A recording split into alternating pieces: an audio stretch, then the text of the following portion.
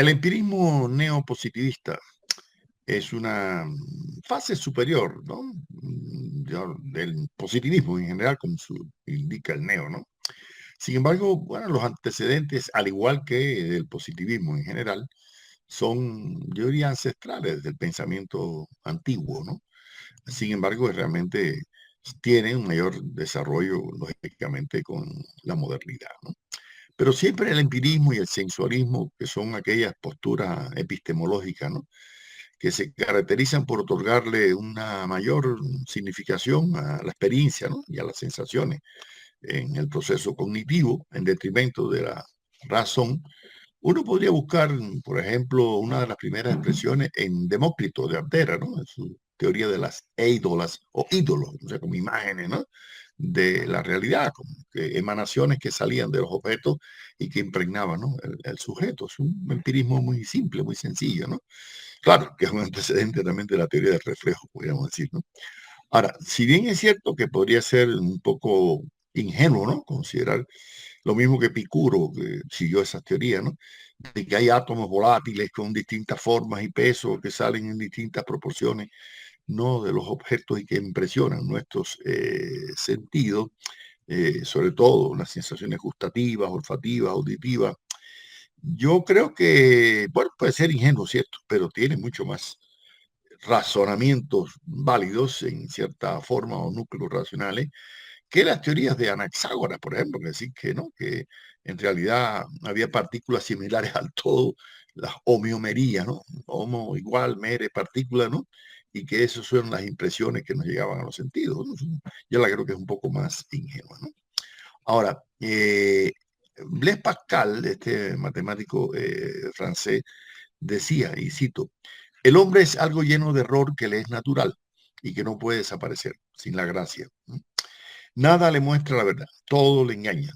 Estos dos principios de verdad, o sea, la razón y los sentidos, además de faltar cada cual por su parte, de sinceridad se engañan recíprocamente. Los sentidos engañan a la razón con las apariencias o las apariencias falsas. Y este mismo fraude que hace la razón lo recibe de ella a su vez. Ella se venga, ¿no? Está claro que concepciones, la pasión del ánimo turban los sentidos y le dan impresiones falsas. Cada cual miente y engaña como le viene en gana. Fin de la cita. Bueno, como ustedes pueden ver en esta tesis de Pascal, que jugó un papel importante, ya hemos visto en el holismo, en las concepciones muy avanzadas de la ciencia. Sin embargo, da lugar a ciertas posturas escépticas, ¿no?, en el sentido de dudar de que realmente se pueda llegar a conocer, ¿no?, la realidad, ¿no? Y por lo tanto, tales posturas escépticas siempre no resultan muy favorables, ¿no?, al avance de la ciencia, ¿no? Y por eso, desde el sensualismo, resultó también muy valiosa la tesis del empirista inglés John Locke, a la teoría cartesiana racionalista de las ideas, aquellas que pensaba que el niño nacer viene con algunas ideas grabadas en su mente por Dios, ¿no? Pero frente a ese racionalismo, Locke va a plantear, bueno, una hiperbolización de las sensaciones, como el niño es una hoja en blanco, ¿no? Y John Locke decía, cito: descubrimos que esos primeros principios del conocimiento y de la ciencia no son innatos. Supongo que ya no habrá ninguna otra máxima especulativa que pueda aducir con mejor derecho a semejante perfección. Fin de la cita. O sea, pues, para Locke, todas las ideas vienen de la sensación, ¿no?, o de la reflexión sobre esas sensaciones. Ahora, creer que todo proviene de las sensaciones puede conducir a un sensualismo de orientación materialista, porque reconoce la materialidad del mundo. Bien. Pero como decía Lenin, el sensualismo lo mismo puede favorecer el materialismo que el idealismo. Y es el caso del obispo inglés George Berkeley, ¿no?, que decía: todos los cuerpos que componen la maravillosa estructura del universo solo tienen sustancia en una mente, su ser. O sea, ese consiste en que sean percibidos o conocidos. Imagínense usted. O sea, que si usted no conoce, no existe, ¿no? Y es una postura realmente ya que conduce al agnosticismo, ¿no?, más, ¿no?, al subjetivismo extremo, ¿no?, y conduce hasta el solipsismo. Así que solamente existo yo. Mientras existo yo, existen las cosas. Eso realmente es, ¿no?, bastante absurdo. Sin embargo, hay quienes aún todavía lo sostienen. No voy a pensar que es una cosa totalmente obsoleta, ¿no? Luego, algunos sensualistas, como el francés Condillac, decía, y cito: hemos dicho ya que las ideas de los objetos sensibles no son en su origen más que las sensaciones representativas de estos objetos. Fin de la cita. O sea, que esto significa limitar toda la posibilidad de construcción de ideas generales, ¿no? Que no sean aquellas que se forman a partir de las sensaciones, ¿no? Por lo que entonces la capacidad racional queda prácticamente minimizada, ¿no? Yo creo que una concepción de este tipo va a encontrar críticas desde la antigüedad, ¿no? Y no solo desde el materialismo filosófico, también va a encontrar críticas desde un idealismo inteligente, ¿no? Como el de Platón.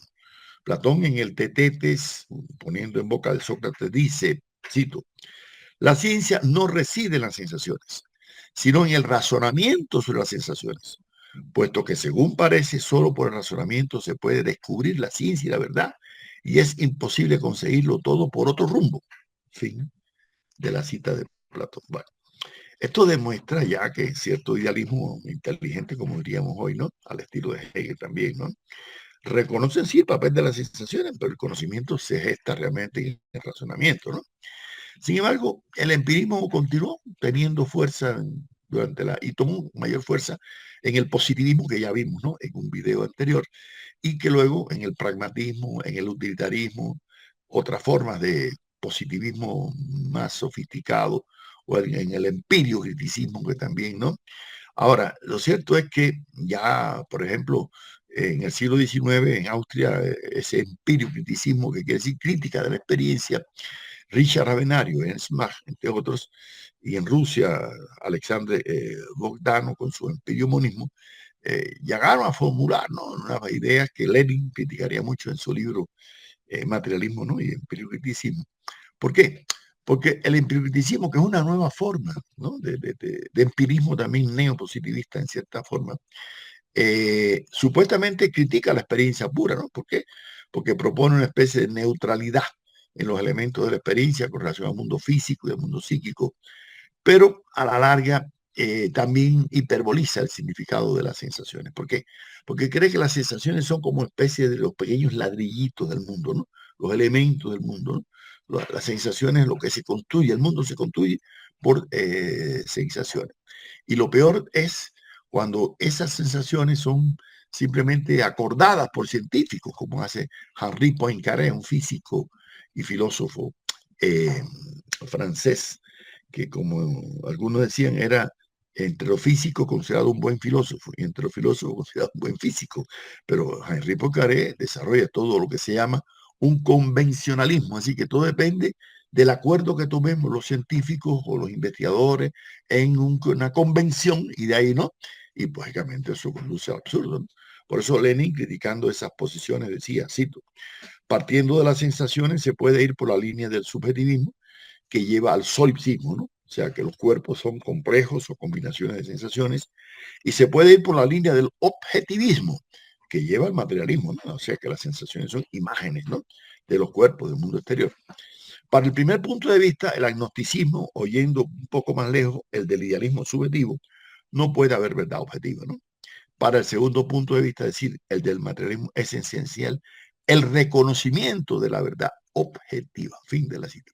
O sea que lógicamente el solicismo, el sensualismo subjetivista, conducen al agnosticismo, hacia la negación, ¿no?, de la posibilidad de conocer la realidad. Y por eso es importante que los investigadores científicos tengan un conocimiento de estas posturas que no es que ya han existido y son obsoletas, no, siguen existiendo de alguna forma u otra, ¿no?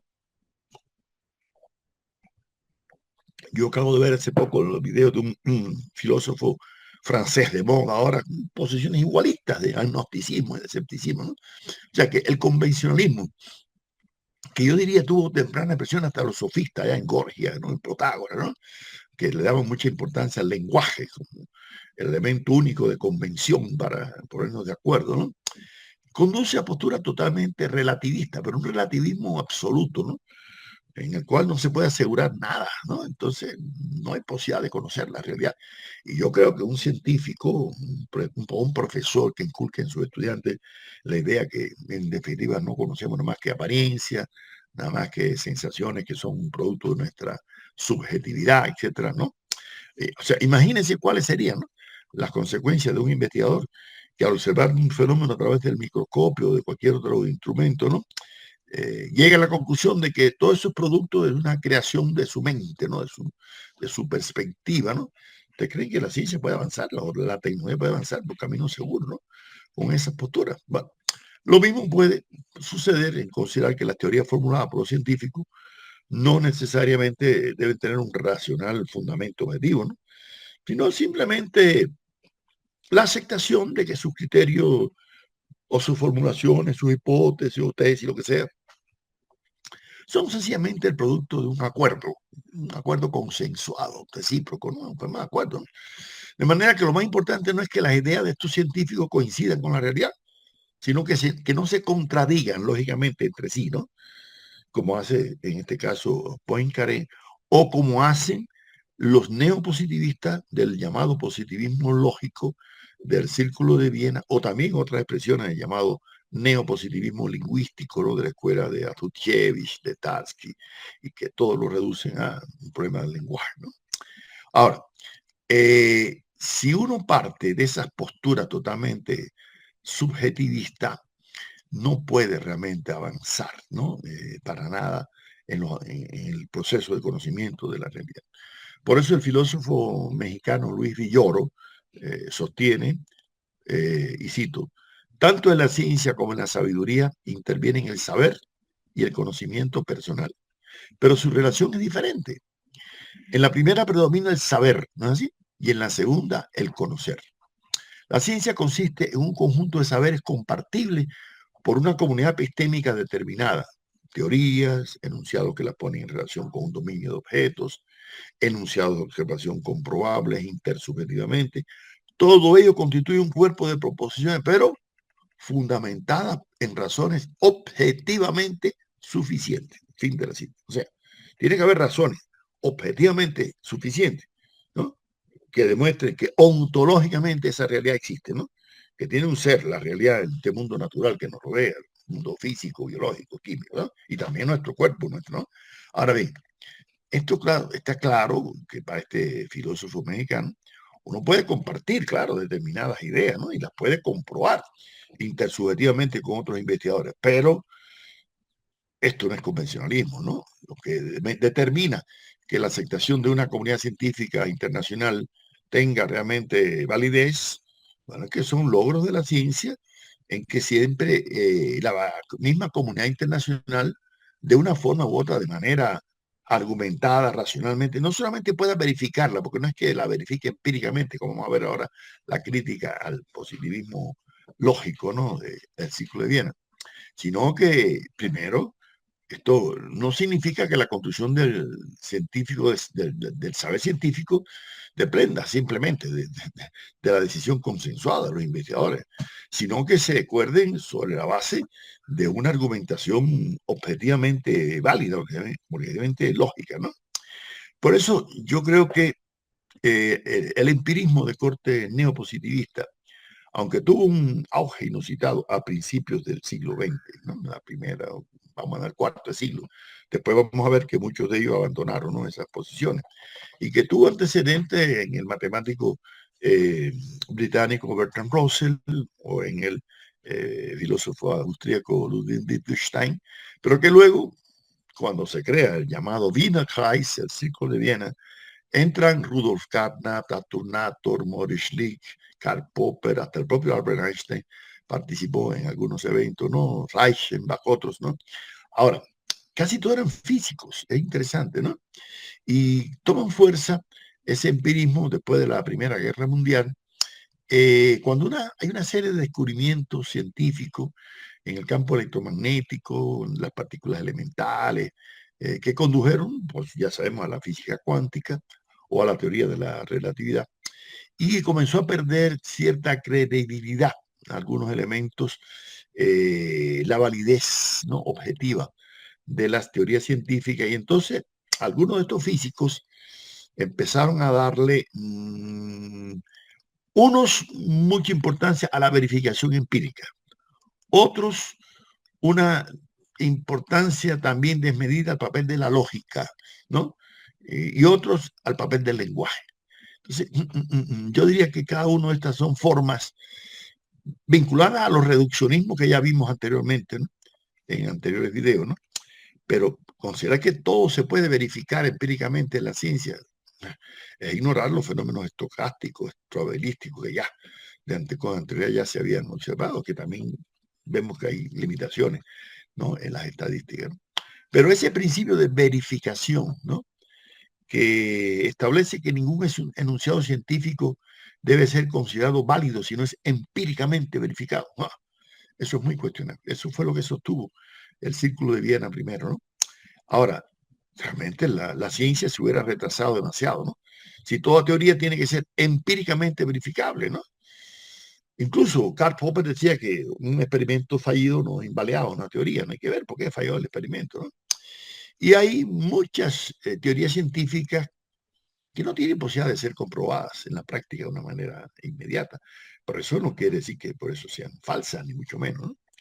El epistemólogo colombiano Juan Manuel Jaramillo dice, y lo cito, según esto, una proposición contingente es significativa y si solo sí puede ser verificada empíricamente, es decir, sí y solo sí existe un método empírico para decidir sobre su verdad o falsedad.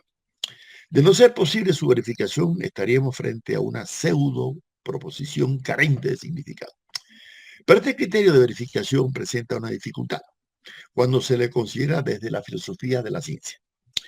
Dificultad que fue advertida por el propio Carnap, lo que en opinión de algunos permite pensar que el empirismo lógico como una versión más moderada del positivismo lógico. El problema estriba en que las leyes o hipótesis científicas, por su carácter de proposiciones universales, no pueden ser conclusivamente verificadas a través de un conjunto finito de enunciados particulares. En consecuencia, habría que relegarla al reino de las pseudo proposiciones sin sentido. Aquí vemos una crítica muy válida, muy oportuna de Jaramillo a estas posturas, ¿no?, totalmente del empirismo, ¿no? Ahora, el empirismo no ha desaparecido en la arena filosófica, ni va a desaparecer, por eso es que hay que conocerlo, ¿no? Yo creo que es una especie de hidra amenazante, ¿no?, que constantemente está sacando una nueva cabeza, ¿no?, con denominaciones diferentes, pero que realmente no son tan frágiles. Las posturas de corte empirista, ¿no?, son relativamente sólidas. Ahora, lo que sucede es que detrás del empirismo también y del subjetivismo se esconde ese relativismo epistemológico, ¿no?, que ya desde la antigüedad existía. Ustedes recordarán que Heráclito decía que no nos podemos bañar dos veces, ¿no?, en un mismo río. Bueno, sí, pero el discípulo Cratilo decía, no, ni siquiera una sola vez, porque no solamente pasa las aguas del río, sino que también estamos cambiando nosotros. Eso conduce al relativismo absoluto y por lo tanto conduce a que no se puede asegurar nada ni sostener nada, ¿no?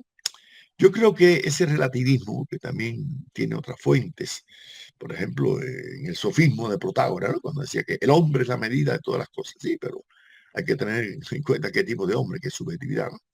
O sea, tomar en principio de validación al hombre, claro que es importante de cualquier tipo de postura humanista, pero no de un antropocentrismo o a veces de un androcentrismo exagerado. Hay que ver las circunstancias históricas concretas, ¿no?, en que ese ser humano, vamos a hablarlo en un sentido más amplio, está ubicado, ¿no? Y por eso todo va a depender del criterio que se asuma respecto al carácter relativo de las verdades. Siempre hemos dicho desde el inicio de estos videos que para la ciencia la única verdad absoluta que existe es que la verdad absoluta no existe, pero eso no quiere decir que no existen verdades, pero son relativas, históricas, condicionadas, ¿no?, circunstancialmente, ¿no? Ahora, el hecho de que la ciencia no pueda admitir que exista esa ciencia no quiere decir ¿no?, que no exista, ¿no?, esa verdad. En primer lugar, el hecho de que una disciplina, como en este caso la epistemología, tenga entre su objeto, ¿no?, precisar el contenido objetivo de la verdad, eso no le otorga de antemano una patente de corso, ¿no?, a los que cultivamos, en este caso, las reflexiones epistemológicas, para ofrecer veredictos inapenables, ¿no?, sobre lo que debe ser considerado verdadero o ser falso. Yo creo que estos videos solamente lo que pretenden es ponernos a dudar, ¿no?, pero dudar con optimismo epistemológico, ¿no?, con confianza en que sí se puede llegar a conocer, ¿no?, la naturaleza de las cosas. Por eso, los que subestiman o ignoran los granos de verdad objetiva que puede existir, ¿no?, en cualquier verdad, tienen que tener en cuenta que el pesimismo epistemológico no conduce al avance de ninguna ciencia. Y por fortuna, el relativismo epistemológico no ha tenido mucha acogida, ¿no?, en la comunidad científica internacional, aunque siempre, vamos a decir, constituye una especie de posible amenaza, ¿no?, y que los profesores en nuestra praxis pedagógica debemos estar muy prevenidos, ¿no?, ante ello. El epistemólogo venezolano Ulises Molines sostiene, y cito: los relativistas epistémicos han causado mucho revuelo en las últimas décadas, pero no han convencido a todo el mundo, ni mucho menos. La visión tradicional del progreso científico sigue siendo compartida por la inmensa mayoría de las personas cultivadas o semicultivadas en todas las partes del mundo. Y por cierto, que no solo en los países euroamericanos, como pretenden algunos románticos tercermundistas. Y ella es la opinión compartida por casi todos los científicos practicantes en cualquier país, que nunca han oído hablar de Kuhn o no les importa un camino lo que haya dicho. Para todas estas personas está claro que el desarrollo de la ciencia ha conducido a un aumento del conocimiento objetivo y que ello a su vez ha promovido un aumento en el poder tecnológico y en las capacidades terapéuticas, ¿no? Fin de la cita de Molina. Yo creo que ese optimismo epistemológico también tiene antecedentes, ¿no?, en la antigüedad, porque Aristóteles mismo decía, cito: nunca se alcanza la verdad del todo, ni nunca se está totalmente alejado de ella. Cada filósofo dice algo nuevo sobre la naturaleza y luego cada uno de los demás no dice nada nuevo o añade poco a lo que aquel hizo. Pero del conjunto de todas estas cosas se llega a cierto resultado apreciable, ¿no? En fin de la cita esta de Aristóteles. Por eso que Aristóteles sigue teniendo tanto hoy en día, ¿no? O sea, la confianza en la posibilidad de conocer los fenómenos del mundo va a estar claro en Aristóteles, va a estar claro, ¿no?, incluso en reconocer que otras culturas como la persa o la egipcia podían llegar, ¿no?, a tener conocimiento, ¿no?, de la realidad. Y por eso le hizo tanto daño a la escolástica, a ese optimismo epistemológico, cuando redujo todo, ¿no?, realmente a Dios como la única sabiduría posible, ¿no? San Buenaventura, uno de los clásicos de esa postura escolástica, decía, cito: todo conocimiento viene subordinado y sirve a la teología, ciencia precisamente por el infinito, ¿no? Nosotros no sabemos otra cosa sobre la verdad, sino que ella misma es incomprensible tal y como es, con precisión. Ya la verdad, necesidad absoluta que no puede ser ni más ni menos, aparece a nuestra inteligencia como una posibilidad de ignorancia. Fin de la cita. Imagínese usted, si usted parte de esa postura realmente, ¿no?, de ese planteamiento, bueno, se llega a la conclusión de que nunca se puede lograr un conocimiento de la realidad, ¿no? Y entonces ese asopticismo, ese anopticismo, ese relativismo es una zancadilla muy fuerte, ¿no?, para el investigador científico, y por eso hubo un medioevo que se le puso tanto freno a la ciencia, ¿no?, y a la filosofía de corte racional, ¿no? Por eso el empirismo, independientemente de las posturas que puede tener algunos elementos de verdad, siempre esconde el peligro de el idealismo subjetivo, como dice Ferrater Mora, cito: el idealismo subjetivo nociológico que reduce todos los objetos como objetos de conocimiento a conocimientos de conciencia, y el idealismo metafísico que niega la existencia, o mejor dicho, la subsistencia del mundo externo, conducen al solipsismo. Este puede definirse como la radicalización del subjetivismo, como la teoría a la vez nociológica y metafísica, que según la cual la conciencia a la que se reduce todo lo existente es la conciencia propia de mi yo solo. Solus ipse, ¿no? Fin de la cita, ¿no? Lógicamente ese solipsismo extremo lo vimos ya, por ejemplo, en el siglo XVII, XVIII, en Inglaterra, pero también en otras filosofías de corte empiriocriticista, ¿no?, empiriomonista, o en cierta medida en el neopositivismo, ¿no? Ese subjetivismo se incrementó en la filosofía moderna cuando se enfatizó la función del lenguaje en el conocimiento, ¿no? Y nadie duda de que el lenguaje juega un papel trascendental, ¿no?, en el proceso del conocimiento, ¿no? Y no solamente en la ciencia, sino también en la filosofía, ¿no?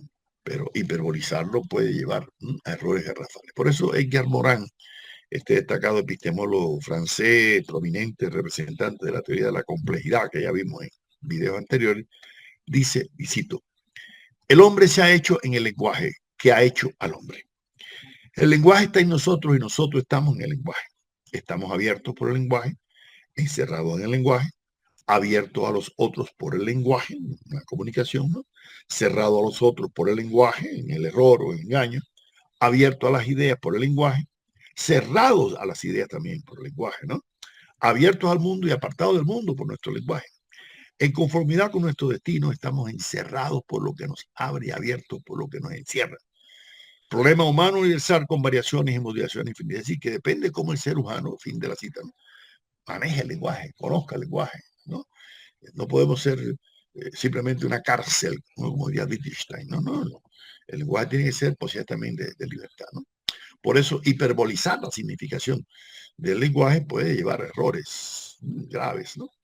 Puede llevar a posturas totalmente falsas, como la del filósofo inglés Thomas Hobbes, que decía, y cito, verdad y falsedad son atributos del lenguaje, no de las cosas.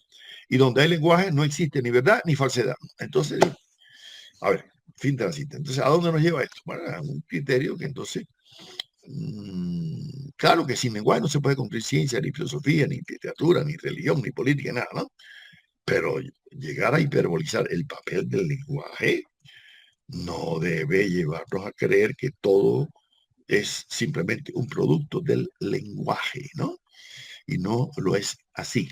Y esto el filósofo venezolano Andrés Bello, mucho antes que Peirce, desarrolló presupuestos de la semiótica con bases realmente muy interesantes al respecto. Ahora, en el siglo XX toma fuerza este positivismo nuevo, neopositivismo, con formas de llamado positivismo lógico, positivismo lingüístico, ¿no? Es una corriente filosófica que, primero, hay que decir que trató de reivindicar un poco el pensamiento ilustrado, racionalista y empirista, ¿no? Frente al irracionalismo que había tomado fuerza con Dilthey, Schopenhauer, Nietzsche, todo aquello Kierkegaard, y que había tomado cierto predominio a principios del siglo XX, luego en el existencialismo, ¿no? Y en la fenomenología que ya hemos visto. Pero también frente a las posturas voluntaristas, nihilistas, ¿no? De toda corta. Y por eso, eh, Alex Calínico dice, cito, podría decirse, por ejemplo, que el Círculo de Viena no solo estaba comprometido con un ejercicio técnico-filosófico, la formulación de las doctrinas epistemológicas y semánticas del positivismo lógico, sino con la defensa de la ilustración en contra de las diversas formas de irracionalismo, rasgo conspicuo de la Viena de la posguerra que halló expresión en el fascismo clerical de Dollfuss, así como en el nazismo. Fin de la cita. O sea, realmente hay que reconocer que el positivismo lógico, el neopositivismo, trató realmente, ¿no?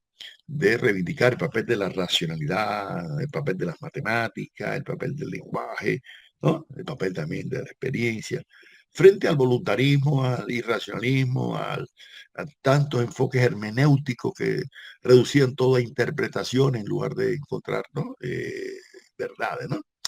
Y por eso, en cierta medida, aun cuando reivindicaran el papel del lenguaje, como hace Wittgenstein, al decir que los límites de mi lenguaje son los límites de mi mundo, sin embargo, trataba de encontrar, ¿no? Proposiciones de fundamento, saber científico. Y por eso Wittgenstein incluso llega a criticar sus propias posturas que había anunciado allá por 1918 en el Tractatus, ¿no? Lógico-matemático filosófico que él mismo había elaborado y después se da cuenta de los errores que esto contenía. El filósofo marxista polaco Adam Schaff dice que Wittgenstein, cito, ¿no? Es el verdadero creador de la teoría, tan cara a los neopositivistas del análisis lógico del lenguaje, destinado a ocupar el de la filosofía, el lugar donde la filosofía es el análisis lógico del lenguaje, ¿no? También es el autor de la teoría de la carencia del significado de todas las proposiciones universales que no se pueden reducir a proposiciones elementales, ¿no? La demostración de esta tesis tenía que ser refutación definitiva de toda metafísica. Sin embargo, en realidad, sirve para poner a la filosofía neopositivista ante cuestiones tan escabrosas como esta. Hay una realidad objetiva y esta proposición para Wittgenstein simplemente carece de sentido. Fin de la cita. No. Yo creo que lo mismo las tesis de Wittgenstein como las de Bertrand Russell, que planteaba un atomismo lógico, es decir, reducir todo a proposiciones simples, ¿no? Muy elementales, ¿no? De formulaciones lógico-matemáticas muy enunciadas. No olvide que Russell también es el creador de la teoría de conjunto, ¿no? ¿no? Sin embargo, Russell va a tratar de construir un conocimiento de la realidad a partir, ¿no? de una nueva formulación de la lógica, ¿no? Según Bertrand Russell, cito, en la práctica el lenguaje es siempre más o menos vago, ya que lo que afirmamos no es nunca totalmente preciso. Así pues, la lógica ha de tratar de dos problemas en relación con el simbolismo. Primero, las condiciones para que se dé el sentido mejor que el sin sentido en las combinaciones de símbolos, ¿no? Segundo, las condiciones para que exista unicidad de significado o referencia de unos símbolos o en las combinaciones de símbolos. Un lenguaje únicamente perfecto tiene reglas de sintaxis que evitan los sinsentidos y tiene símbolos articulares como un significado determinado y único. Bueno, fin de la cita. Aquí se ve ya cierta medida, por un lado, cierta coincidencia entre Russell y Wittgenstein. No en balde, Russell invitó a Wittgenstein a Inglaterra para que compartiera con él como profesor. Estuvo un tiempo allá en Inglaterra, ¿no? Hasta que se regresó también por esa vida tan interesante que tuvo Wittgenstein. Pero hay algo en esta cita de Russell que llama la atención y es el manejo del concepto de símbolo, ¿no? Que es algo que ya los empírico-criticistas estaban manejando desde fines del siglo XIX a la hora de diferenciar entre sensaciones y símbolos, ¿no? Nadie puede, indudablemente, subestimar, ¿no?, el papel que pueden tener los símbolos, pero una cosa son los símbolos y otra cosa son las imágenes, ¿no? Y ahí es donde puede haber algún tipo de confusión, ¿no? Porque los símbolos pueden ser matemáticos, pueden ser de cualquier tipo convencional, ¿no? Por eso Lenin, criticando esta postura, decía, cito, está fuera de duda que la imagen nunca puede igualar enteramente al modelo, pero una cosa es la imagen y otra el símbolo, el signo convencional, ¿no? La imagen supone necesaria e inevitablemente la realidad objetiva de lo que se refleja. El signo convencional, el símbolo, el jeroglífico, son nociones que introducen un elemento completamente innecesario del gnosticismo, ¿no? Fin de la cita. O sea, que el símbolo puede ser una convención ahí arbitraria, artificial, ¿no? Así. O sea, que yo creo que hay que reconocer los aportes que dieron los neopositivistas a la lógica, a la matemática, el caso de Russell, ¿no? Así. O el caso de científico como Einstein, que compartió las tesis de esta, ¿no? Einstein decía que, cito, el objeto de toda ciencia, sea natural o psicológica, consiste en coordinar nuestras experiencias de modo que el todo forme un sistema lógico. ¿Ven? Por fin de la cita, la importancia que le da Einstein, ¿no? A formar un sistema lógico de comprensión de la realidad. Y eso no está mal, eso está bien, pero partiendo, lógicamente, del reconocimiento de la objetividad del mundo, ¿no? O sea, yo creo que la preocupación principal, ¿no?, de los neopositivistas, que ha sido siempre el problema de la posible cognoscibilidad del mundo y de depurar el lenguaje científico, de hacer de la filosofía una ciencia precisa, ¿no? O a veces de reducirla a la lógica o de reducirla a la lingüística, ha podido conducir a determinados errores, ¿no? Y eso realmente da lugar a imprecisiones y lugar a que, a ver, no es lo mismo, fíjese bien, ¿no? Plantear que el conocimiento de la realidad se elabora sobre proposiciones lógicas que se emanan como un reflejo de la realidad. Y otra cosa es que el conocimiento sea simplemente la concordancia entre enunciados protocolarios, o sea, entre una oración con otra o una proposición con otra, ¿no? Y eso conduce lógicamente a posturas muy relativistas y muy pragmáticas también. Por eso el filósofo colombiano Carlos Rojas Osorio dice, y cito, el aspecto pragmático de la ciencia nos muestra que aunque la ciencia es un lenguaje, no es solo un lenguaje, no es un mero columbarium mediante el cual encasillamos la multiplicidad en la unidad, la contingencia en la necesidad, la pluralidad en la universalidad o el cambio en el principio que lo rige. Para que sea útil a la sociedad, En los fines pragmáticos del dominio del azar y la contingencia, la ciencia debe someter al veredicto de la experiencia a sus lenguajes teóricos. Si la ciencia fuera solo un lenguaje bien hecho, no haría falta ni la investigación de hechos, ni la experimentación, ni sería útil a la técnica. En cada capítulo dedicado a la ciencia en la sociedad, expliqué que la ciencia moderna ha tenido el grado de expansión que ha tenido, no comparable a ninguna otra cultura, por el interés técnico que tiene para la sociedad industrial. Este interés técnico obedece a la necesidad de renovar continuamente sus métodos de producción para hacerlos competitivos para la sociedad moderna y tardomoderna. La ciencia no es solo un lenguaje bien hecho, es un poder. Fin de la cita. O sea, yo creo que aquí Carlos demuestra cómo, independientemente de todo el conocimiento científico, tiene un aspecto, ¿no? Que es el lenguaje, pero el lenguaje no es la ciencia es algo más, ¿no? Que el lenguaje. Por eso, cualquier tipo de artificioso protocolo enunciado, como hacen los neopositivistas, para evitar cualquier tipo de error, bueno, es correcto que no haya contradicciones lógicas en el pensamiento, ¿no? Pero no es que se ignore el contenido óntico, existencial, objetivo, ¿no? Del mundo, ¿no? Y ese es el gran error, el gran defecto que tiene no solamente el neopositivismo, sino el positivismo desde su primero enunciado allá en Comte y en Spencer, ¿no? O en Stuart Mill, que partía de la facticidad, de los hechos. Sí, pero depende. Si usted considera que los hechos son objetivos, están determinados por factores de la realidad independientemente de nuestra existencia, o que usted piensa que no, que esos hechos son un producto de la subjetividad, del lenguaje, de la creación, ¿no? De lingüística. Por eso hay muchos seguidores del neopositivismo que se percataron de que era un error, ¿no? Llevar a eso, ¿no? Ese empirismo extremo, ¿no?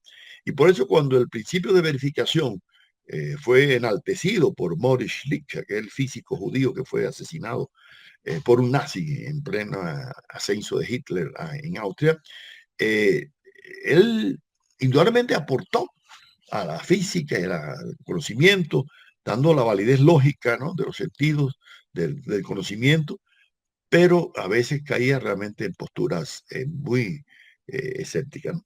Según Schlick, donde quiera que haya un problema con sentido, siempre se puede, en teoría, encontrar el camino que lleva a su solución, porque se demuestra en la práctica que el señalamiento de este camino coincide en el fondo con el señalamiento del sentido de la pregunta, ¿no?